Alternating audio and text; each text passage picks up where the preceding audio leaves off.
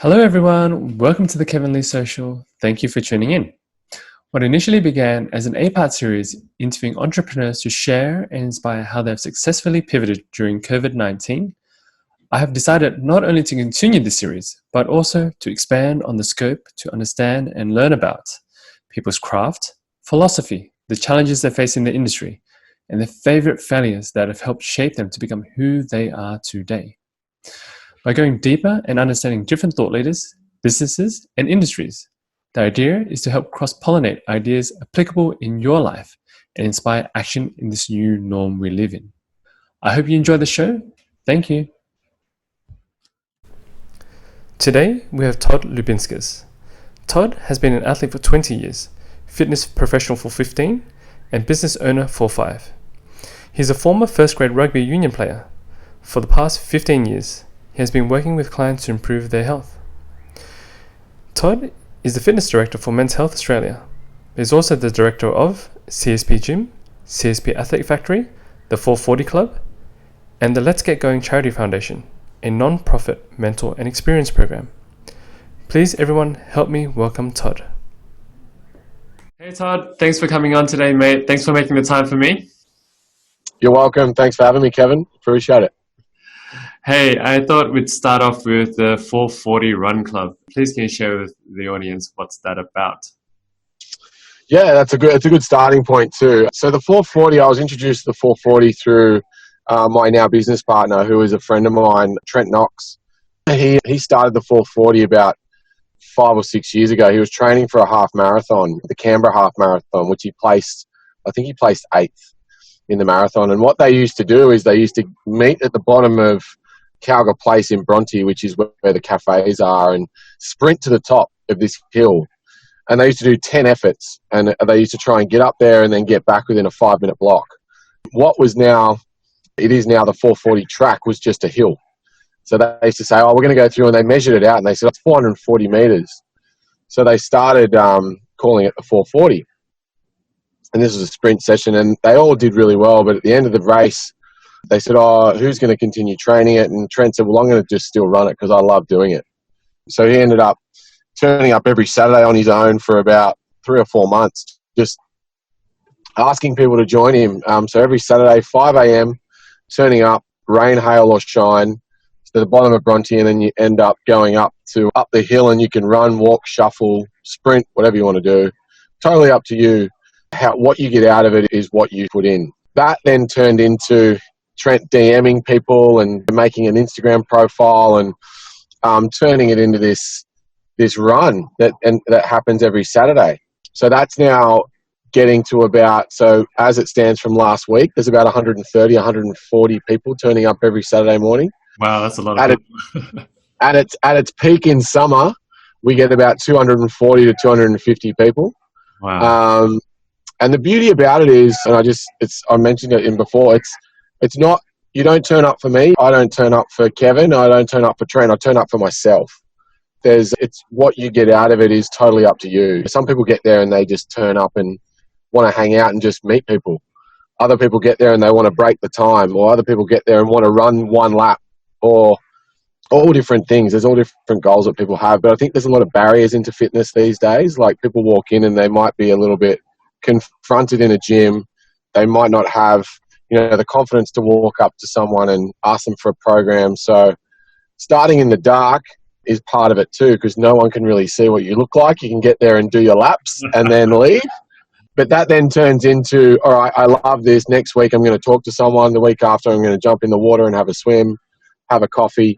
We've now turned these into, so there's the main one is at Bronte, but we've got about 18 run clubs around the country now. 2 are in the US, which makes it 20, but they've since been put on pause due to COVID. But mate, that's the 440, and it's just a beautiful energy source of people, community, culture, and it's always going to be there long after Noxie and I go. So it'll be great. Awesome. It sounds like a great club to be part of. Yet to come along. It sounds like I have to give it a go. Yeah, you got to come down, Kev. You made a promise to us. You made a promise to us when we had some caviar at the Mayflower there. I just want to go into just a little bit further. If you could paint a picture of what it's like on a 440 on the Saturday when you guys, so what time do you guys meet up? And you start off at the base of, is it always the same place in Bronte? Yep. Do you guys run up the hill and is it around in circles, or how does it work? Yeah, I left that out of the last bit as well. So every Saturday for Noxie and I is an event. So every weekend and every Saturday is an event, and it starts at 5 a.m. So we're usually up at around 3:30 on a Saturday, and we have a bit of a coffee and a shake, and we call each other and talk to each other, and just sort of, it's exciting because we leave home about 4, get down there at 4:30, and we usually do a video cross to our Instagram TV live, and just let people know how they're going, and welcome everyone to the 440 day of the week. And basically it's a run. So we run up, we usually do 10 laps, which is about 7 kilometers.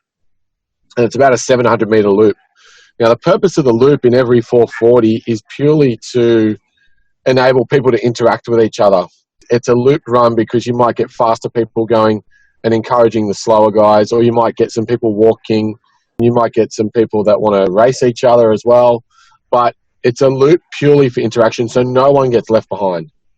That's the beauty about it. It's so inclusive. We want to make sure that it's open to every single person that can move. If they can't move, they can come down and be a part of it. It kicks off at 5 o'clock at our one. All the other venues around the country and around the world are different times, but our one starts at 5. We usually run to about 5:45. Then we all strip off, jump in the water into Bronte or in the ocean, and that's a big part of it too. And then everyone gets themselves up and gets back to a coffee shop.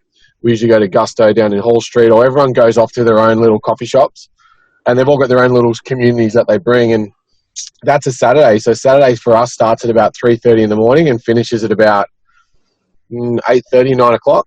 We usually finish the morning with a meditation, myself and Trent, and then I usually have a nap at about sort of 9:30, 10 o'clock. I get myself ready for the rest of the week. Yeah, that's what people can expect to a 440. I think the beauty about it too is, especially in the months coming into spring, halfway through that run, the sun's coming up over Bronte.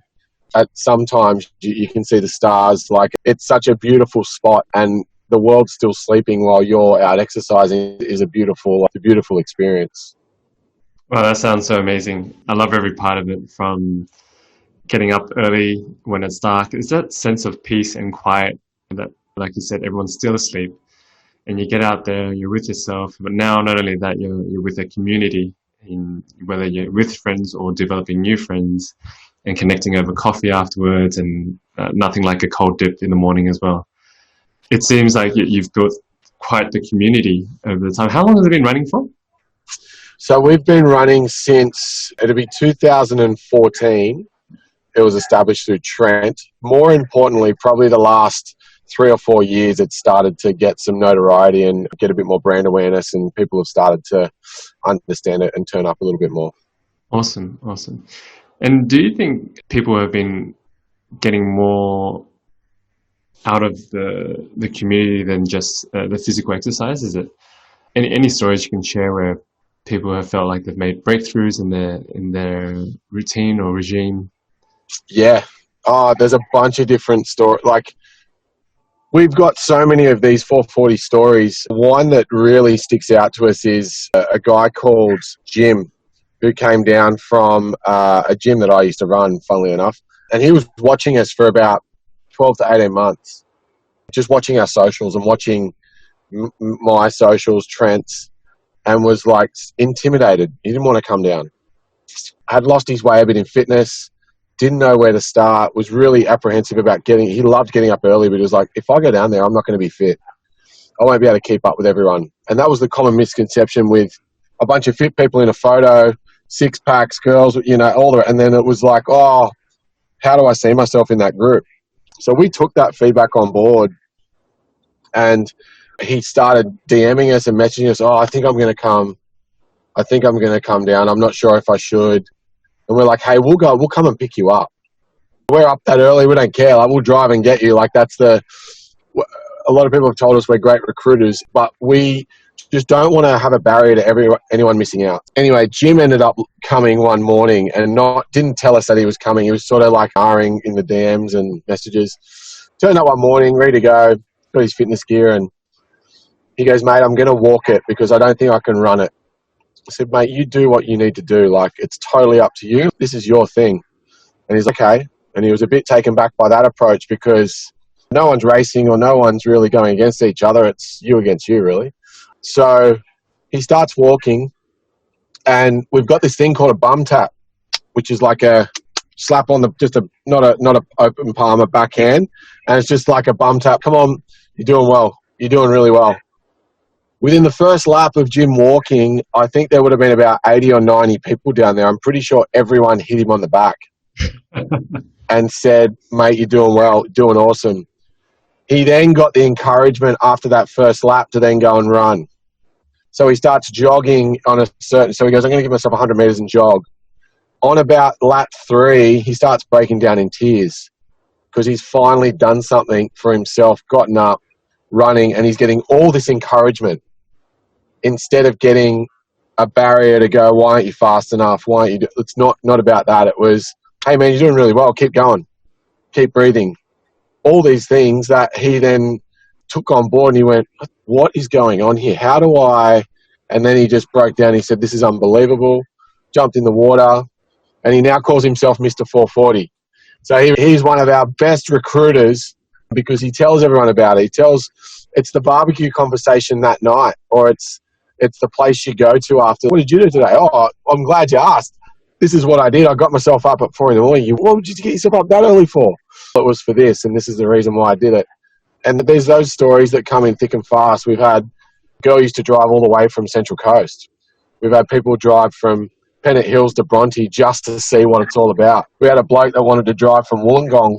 Oh, wow. And a mate of mine, Jace Keys, drove from Wollongong just because he knew my father. And he goes, mate, I've heard all this stuff about the 440. I just want to experience it and see what it's all about. So that was pretty cool too. There's so many of these stories that come out every week, and we're trying to do our best to actually uncover them and just bring them to light because they can help so many people. Such an inspiring story and lovely story that you shared. And thanks. I really enjoyed that the club that you've created together, Trent, is such an inclusive club, and that the concept of running around in circles doesn't leave anyone behind. I think that's right. Really break the misconception of a bunch of fit eastern suburbs people getting together. Yeah. You know what I mean? Exactly. Which is a thing, right? Like that was the barrier that was holding a lot of people back. So, yeah, we had to look at that a little bit more. And yes, there's a lot of fit people down there. There's a lot of fit people in the eastern suburbs, but there's so many different flavors and heights and shapes of people that it is for everyone. And that's what we wanted to bring to light. So we've tried to work pretty hard on that. Yeah, I think you guys done a great job. Even me looking through your socials and digging in, doing a bit of research, seeing what you guys have put together, you've really nailed down and put together that inclusiveness, which is great. And talking about fit, and I was moving on to the next question. You're also the director of Complete Strength and Performance Gym. Obviously, you're a very fit guy. That's what you do. This is your career. What is the focus or the philosophy there at your gym? Yeah, so I started that gym with two of my good mates and still involved there. I'm just not as active in the 5-doc space at the moment. Complete Strength and Performance, we started in 2014.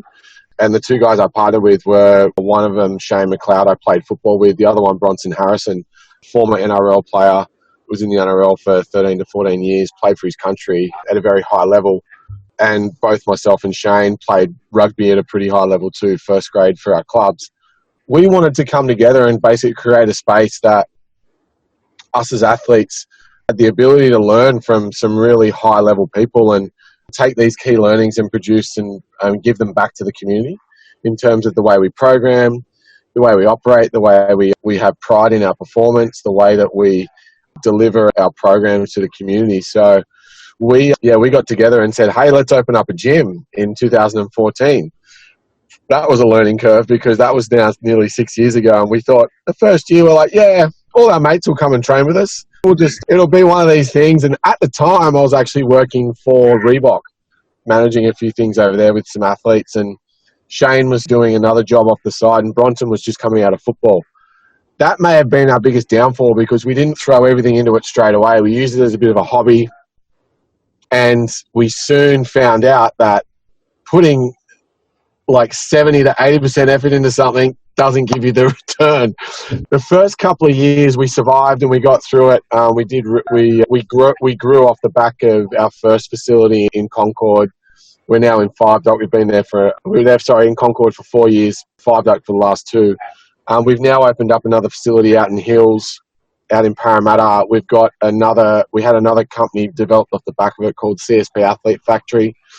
We've now created programs which are inside school and facilities at the moment, and now we're in Bondi through myself. Our biggest approach and our biggest message out to the community was we don't want anyone to miss out on any sort of fitness, and that was through high level strength and conditioning, through gymnastics, through cardio, all our skill sets coming into one, and we wanted to offer that back. Yeah, it's been an interesting ride, and I'm still part of it, and I love the boys, and it's still growing. There's always, every month, every week, there's always something new that we're working on and we're a part of. So, yeah, it's going well. I'm glad to hear that it's going well, and it's interesting how you guys combine a whole bunch of high level athletes into these programs that you can share of all different levels to the people in the community. Thanks. And obviously, at the moment, during the recording of this podcast, we're going through the COVID pandemic still. How has that affected your work via the gym or any of the other work that you're currently doing? Yeah, the way that's affected is where gyms are very social environments. They rely on the community. I think even everywhere relies on a strong community. I think that personal and physical touch is very important in a gym. Coming through and correcting someone's form, or coming through and giving someone a high five, or giving them a hug after they've done their PR and their deadlift. There's a lot of areas where you rely on that physical connection. Needless to say, the community is so strong that as soon as we had to flip and pivot on getting online programs out, get programs out to each member and offer something back to keep people moving and motivated, that was the biggest thing for us, is to say, okay, hey, can you stick with us? If you've still got your job, can you still afford to come on board and do your things, and we'll definitely make it as best as we can for you. And I think that's still there. There's still an element of, which is understandable with the community, like not wanting to come in a facility like that. But what it's also done, it's kicked everyone up a notch in terms of hygiene. There's strategies in place to make sure that things are cleaned down, wiped, facilities, and that people are looking after themselves and looking after the facility. So yeah, we had to do some online programming and get people to come in and pick up gym equipment if they didn't already have it. And yeah, myself personally, I'm in an online environment. For me, it's been really cool to see how many people have taken the online up and kept moving throughout this whole world-changing event. Yeah, it's here to stay. I think we're not going to be. I think the minute we start to relax is the minute we're going to fall over. So I think everyone's really across it. We're doing such a good job up here in New South Wales. It's a bit tough to see the rest of the country go through what they're going through in the world. But yeah, I think if we're all sort of on top of it, I think we're going to come out of it okay. Yeah, I think it is a challenging time for a lot of people, and it's great that you guys have pivoted quickly and created programs for people to do from at home, as well as you were saying as well, either lending out or renting out equipment to them so they could take it home. Yep. As well, as it's a different space. Thank God for the connectivity that we have at the moment. Everyone can still... Totally, yeah. I think Telstra and all the NBN, everyone's devices are going through the roof, but that's okay. Absolutely. And obviously you connect with a lot of people online, and you teach and you create programs for them. What have you observed are some top challenges that they're facing in regards to health and during isolation at the moment? Motivation is probably a big one. Motivation to actually pull yourself out of bed, going now the office. So the house is now your office. It's your gym. It's your place you want to get away from the family. The home is fast becoming multifaceted to everyone. But I think the biggest thing is motivation that I see. And once we get that down pat, that's the thing that drives people to jump online and do their workout. And motivation could come from a whole different range of things. Hey, I want to be better at my job, or I want to be better at home. I'm motivated to do it so I don't strangle my partner, or I don't come to blows with family members and things like that, which is a reality at the moment. So yeah, I think motivation's the biggest thing. Another thing is just keeping people sane through this whole thing, giving them something to plan for. And if we've put some programs in place, like I've got a 12-week program about to launch next week, like 12 weeks before summer, like get yourself fit at home before you come get into your summer body or whatever it may be. That's another bit of motivation as well. Yeah. Yeah, definitely something for people to look forward to. Is there any other tips or suggestions you could offer for people to gain that bit of motivation, you think? Yes. All right. Before anything, I think the biggest thing we have to do is look at, and I've got 4 points. One, sleep. So try and get a consistent 7 to 8 hours sleep every night. And that comes from a bit of discipline. So trying to get yourself to bed at the right time and up at the right time. It'll only take about 3 to 4 days to get yourself back into a good sleep pattern. Your water intake. If you notice, I took a little sip of water before, but your water intake should be minimum 2 litres a day.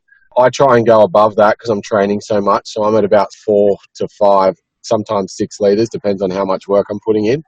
The other thing is trying to eat foods that you cut sugar and cut the saturated fats. Eat some wholesome foods. Do some research, even jump onto the Mayflower site and see what they've got going on and see what they're cooking up. But also have some fun with your cooking as well. Bring the family in. Get them involved, and make some healthy salads or some healthy option for lunch where you're all involved and you've all made it. And the last thing is no phones at mealtime. Because we're now not connected as much physically, we're on our phones a lot. So whenever you come together to have a meal or sit down for a coffee with someone, phone goes down. What that'll do is that'll reduce your technology time, and it'll also just allow you to be present and understand and talk and just be in the moment with that person or those bunch of people that are in there. And if we start doing those things before we actually go in to do our exercise, you'll be surprised how much energy you generate and how much you can start to really kick yourself back into a healthy lifestyle. Some great tips there, Todd. So a lot of energy conservation and energy building type tips. So getting you ready. Correct. Oh, gotcha. I'm just really curious what your workout routine is like. Paint us a rough picture throughout the week. And obviously, we've seen your Saturday. You wake up at 3:30.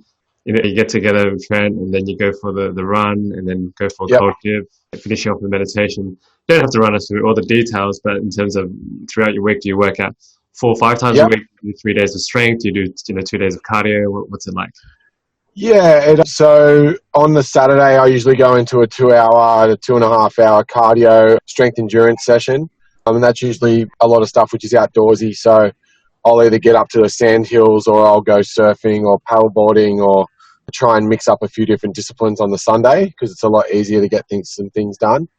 Monday, as in today, I'll go into a strength-based workout with a bit of a CrossFit element towards the back end of it. Tomorrow I'll do another run, so I'll run in the morning and I'll do 2 live workouts, which are 30 minutes. And today I've done a boot camp in the morning as well. So today's boot camp in the morning, strength in the Arvo with some Olympic lifting. Tomorrow is strength in the morning, then 2 online workouts. Wednesday is a 90-minute run as far as I can get. And then Thursday is a rest day, massage, dry needling, trying to get some more calories back in the body. Friday will be a light swim, light jog, and then Saturday we're back into it again. Yeah, there's a bit going on.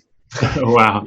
So let me get this right. So your rest day is Thursday, a light workout, and then pretty much from Saturday till back to the Thursday again, it's full workout. Yep. And then there's a bit, because I'm training for a race at the moment, September 5, we're doing a race around Bondi, which is 31 hours of running. So it's a team of 6. We're going to loop Bondi Beach for 31 hours because it's in replacement of a race we were supposed to do from LA to Vegas, which is called the Speed Project. So it's now been decentralized. So it's now all around the world going to start at the same time. And we've got to get as many Ks out as we can in 31 hours. Wow. because that was the winning time that it took a team to get from LA to Vegas. That's going to be a really fun event. So we're doing that on September 5. So Wow. I'm doing a lot of cardio based around that just to keep myself moving. And then the next event I'll train for will be an adventure race next year. Hopefully things come off. So we will see. Obviously, there's a massive high output on your body. How do you keep up the performance? Is it obviously there's rest, diet, and do you take supplements as well? What's your diet or supplement if you? Yeah, I need supplements to keep my carb levels up and my carb, because my carb outtake, and I need that to come in. Just for my energies, I need that a lot. I use a company called Nuzest, and they basically have a clean protein that I use in a greens product, and I usually have about 3 shakes a day with Nuzest in it, and that just keeps me at a really good level energy wise, and then I can add my meals in on top of that. I will admit I just had a burger for lunch, so it's not all like glamorous and he does this and that. I'm quite fortunate that I can go and eat what I want within reason, but I don't balk at burgers. I don't balk at like a pizza every now and then. It's got to be a lifestyle. It's got to be sustainable. And I think if you take an approach of always being strict with your calories and with your diet, that's not personally how I want to do it. Some people love that, but I tend to have a bit of fun with it. And yeah, that's how I like to do it. Supplement wise, I'll take magnesium every night before I go to bed. And that's usually, I've got a really good magnesium product, Nature's Way, which is a Carver magnesium product. That also gives me a bit of sleep reprieve too. So I'll take a couple of those and it allows me to fall asleep a fair bit. But yeah, they've got my Nuzest. And then I don't really supplement on anything else. And then on the flip side of that, I meditate twice a day. So I'm a Vedic meditator. I'm meditating for the last 3 years. So that keeps this thing in check. It keeps all the stress at a nice level.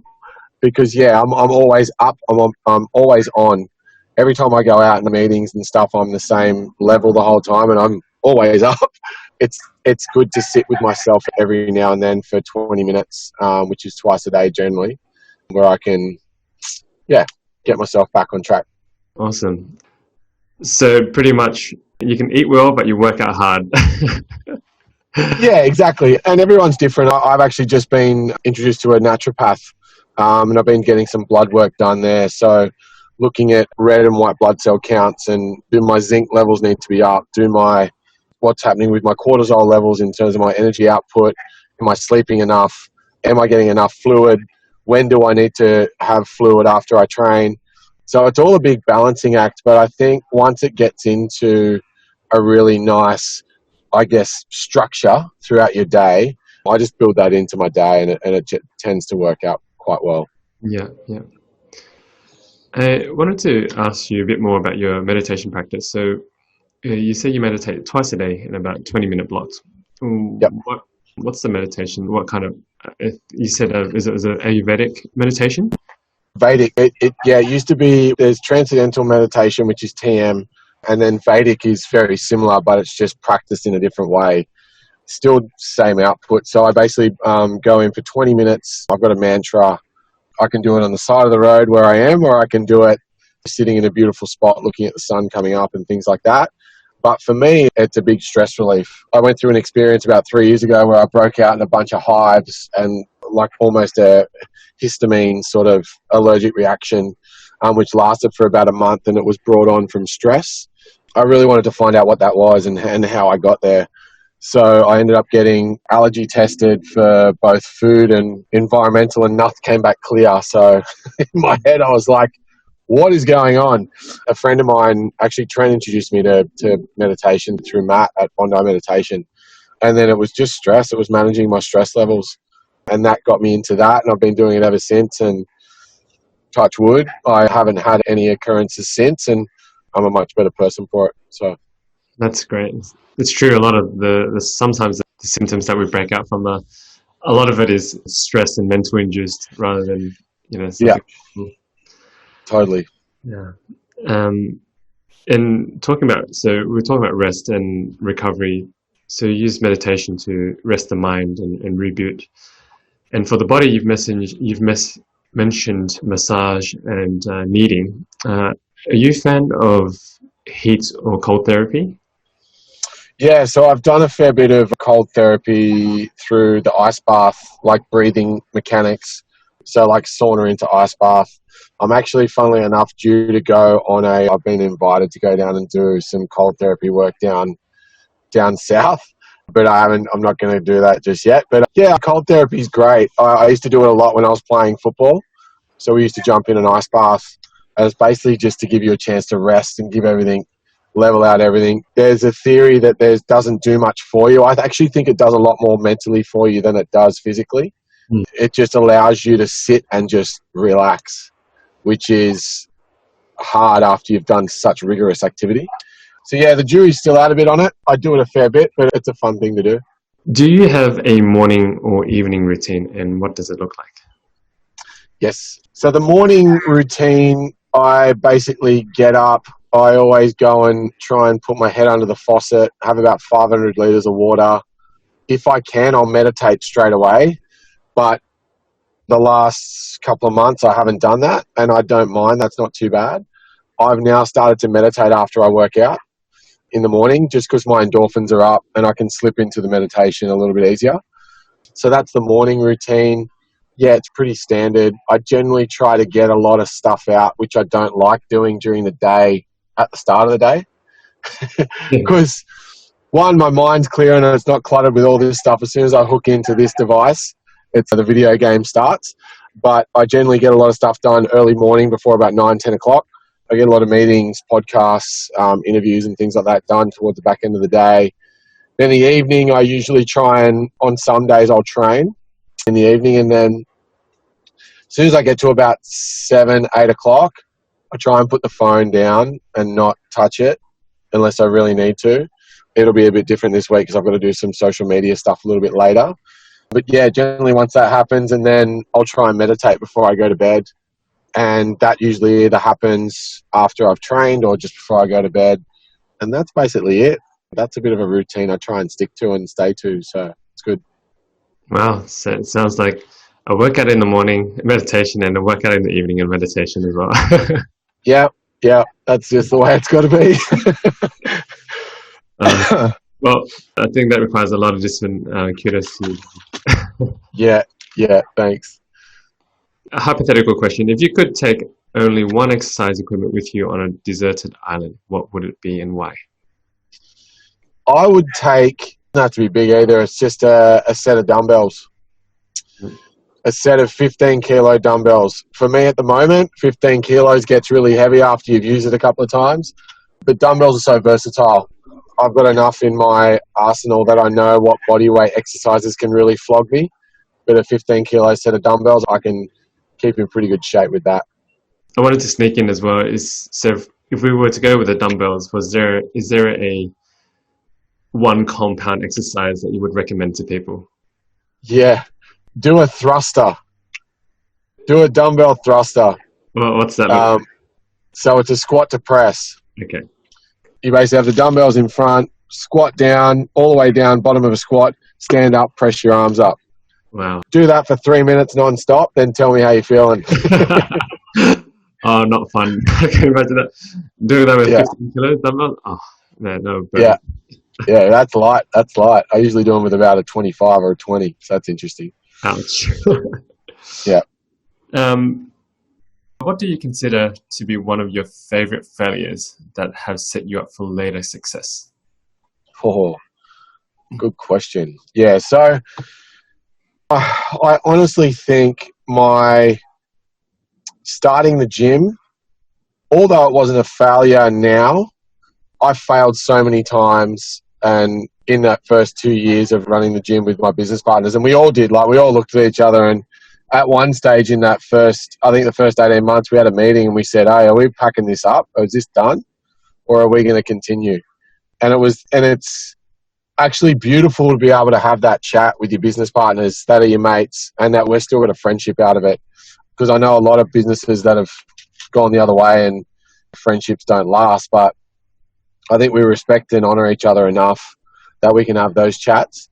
But yeah, there was definitely times in there that I just went, man, we're doing this the wrong way. Not putting the right pricing schedule in, not having the right operating system, using all the cash we may have got to go and buy equipment straight away.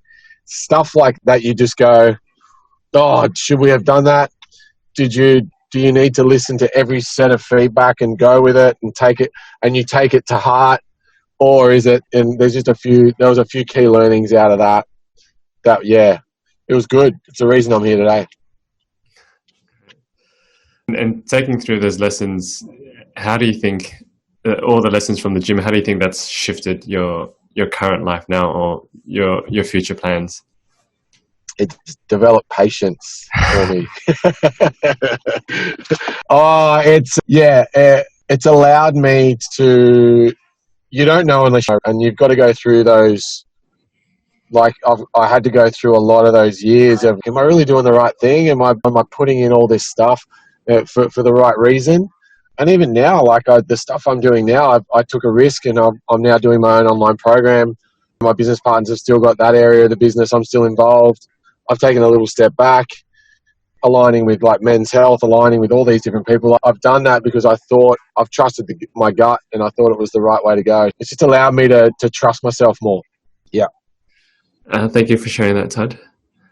Are there any new beliefs or behaviors that have had a positive impact in your life in the recent years?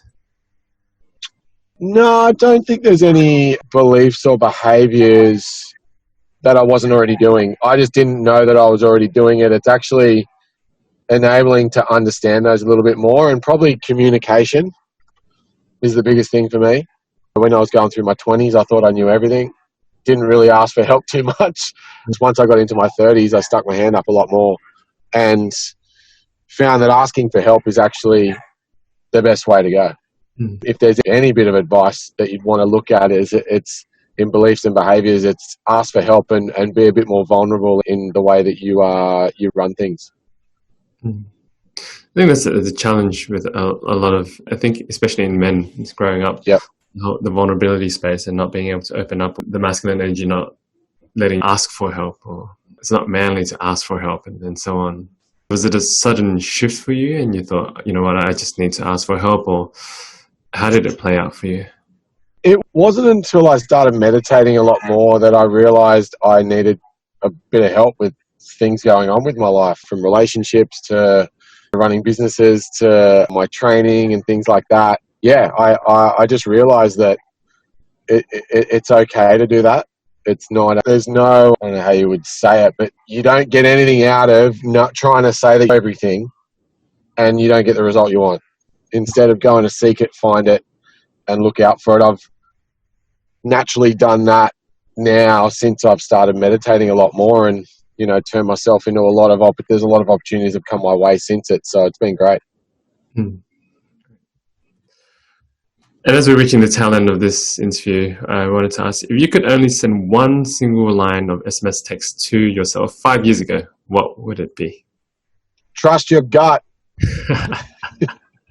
Your gut is more powerful than you think. I think actually, metaphorically and the actual reality of your gut tells you everything going on with your body. Exactly every single thing happening with your body. And intuitively, your gut tells you everything going on with your body. Yeah. So there's if